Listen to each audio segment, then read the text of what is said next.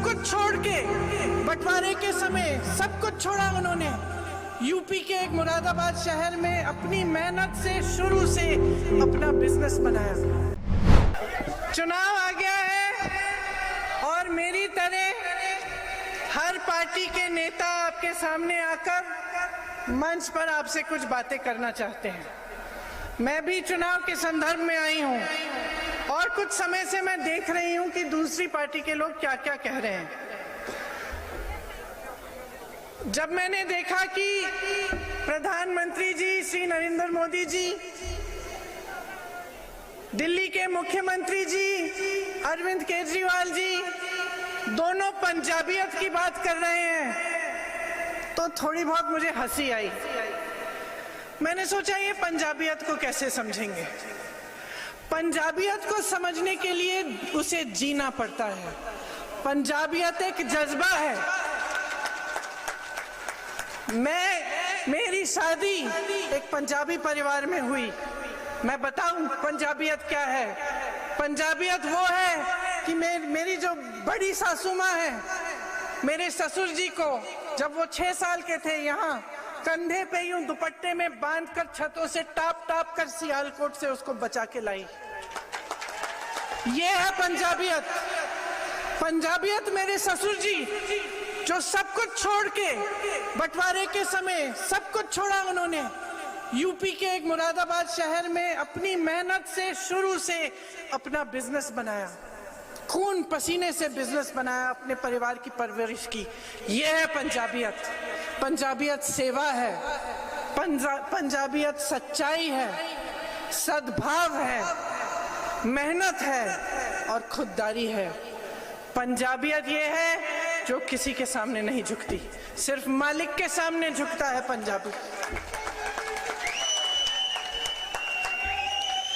आज जो राजनीतिक दल जिनके नेता आपके सामने आकर पंजाबियत की बात करते हैं, उनमें से एक तो बड़े बड़े अपने उद्योगपति मित्रों के सामने झुक चुका है और दूसरा अरविंद केजरीवाल जी वह सिर्फ सियासत सत्ता के लिए किसी के सामने झुक जाएगा। ये सच्चाई है और मैं आज यहाँ इसलिए आई हूँ क्योंकि मैं ये सच्चाई आपको समझाना चाहती हूँ। आप में बहुत विवेक है, बहुत समझदार हो, मैं जानती हूँ, लेकिन कुछ चीजें मैं आपके सामने रखना चाहती हूँ जिससे आप समझ पाएंगे कि यहाँ आपकी राजनीति में क्या क्या हो रहा है। देखिए, पूरी तरह से देश में अमीरों के लिए राजनीति चल रही है। अगर आप देखें कि यहाँ पठानकोट में कितनी छोटे छोटे बिजनेस हैं, मध्यम बिजनेस हैं, दुकानदार हैं जो अपनी रोजी रोटी चैन से कमाते थे। आज उनकी क्या परिस्थिति है? आज परिस्थिति यह है कि नोटबंदी लाई गई, जीएसटी थोपा गया, कोरोना और लॉकडाउन आया, लेकिन आपके लिए कोई राहत नहीं आई।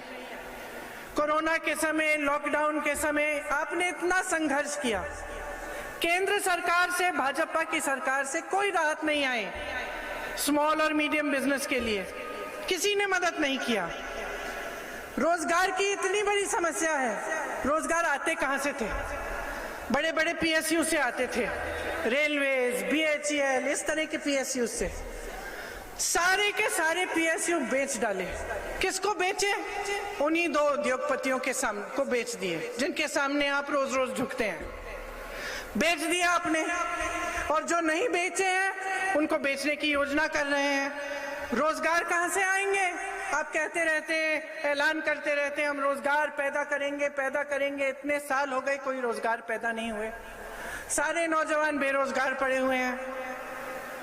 किसानों को लीजिए, किसानों के लिए ऐसे कानून लाए जा रहे थे जो किसान के खून पसीने की मेहनत की कमाई उन्हीं उद्योगपतियों को देने जा रही थी। ये थे कानून। आप सब उसको अच्छी तरह से समझे। आपने आंदोलन किया। जो प्रधानमंत्री कल यहाँ पठानकोट आए चुनाव के लिए, वही प्रधानमंत्री अपने घर से बाहर 5-6 किलोमीटर नहीं आ पाए उन किसानों से मिलने के लिए। 1 साल उनसे आंदोलन कराया। 33% सरकारी नौकरी चन्नी जी और हमारी सरकार कह रहे हैं कि आपको महिलाओं के लिए मिलेंगी। महिलाओं को मुफ्त बस यात्रा मिलेगी। जितनी भी सरकारी बसें हैं उनमें आपको टिकट नहीं खरीदना पड़ेगा। पंचायतों में आपको 50% आरक्षण मिलेगा। और आगे बढ़कर हम ये कह रहे हैं कि हम 1 लाख रोजगार बनाना चाहते हैं और जो बेरोजगार नवयुवक है उसको 1100 रुपए प्रति माह मिलेगा ताकि वो कम से कम अपने पैरों पे थोड़ा खड़ा होना शुरू करे। जरूरतमंद परिवारों को हर साल 8 गैस सिलेंडर मुफ्त मिलेंगे।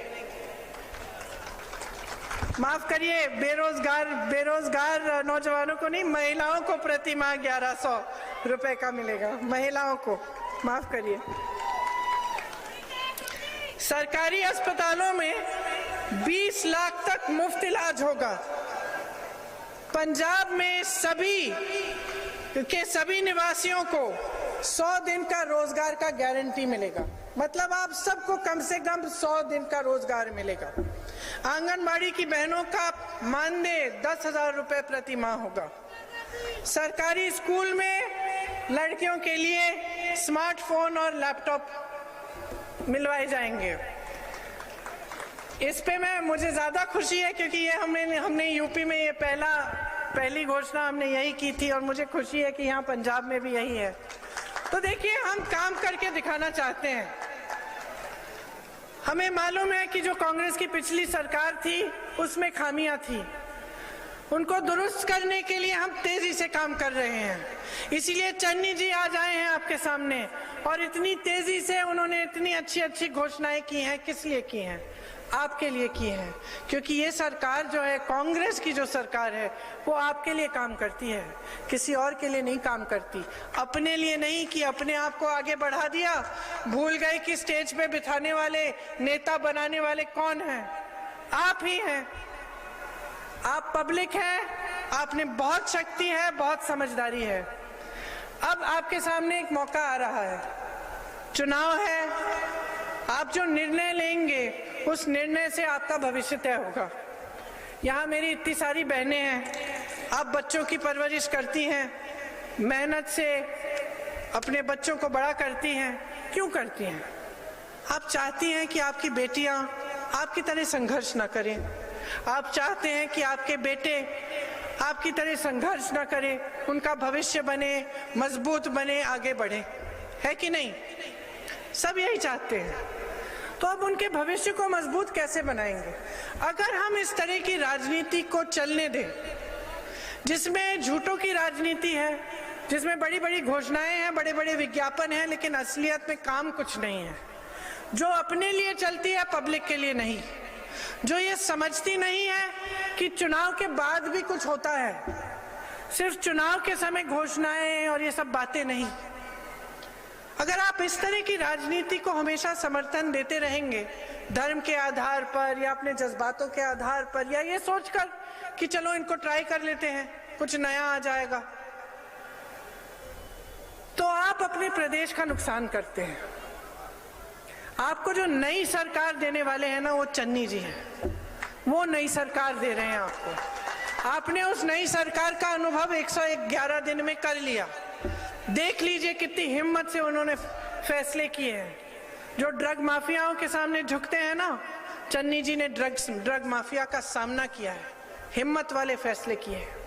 इसीलिए मन बना लीजिए कि आप एक कांग्रेस की सरकार लाएंगे पंजाब में, एक स्थिर और मजबूत सरकार लाएंगे जो 5 सालों के लिए आपके हित में काम करके दिखाएगी। तभी आपके प्रदेश का ठीक तरह से विकास होगा। इसी में आपकी सुरक्षा है, इसी में आपका भविष्य है, इसी में आपकी मजबूती है और इसी में आपकी पंजाबियत है। आप सबने इतने ध्यान से मेरी बातों को सुना, इसके लिए मैं बहुत बहुत धन्यवाद देना चाहती हूँ। आपको बहुत बहुत धन्यवाद। जय हिंद।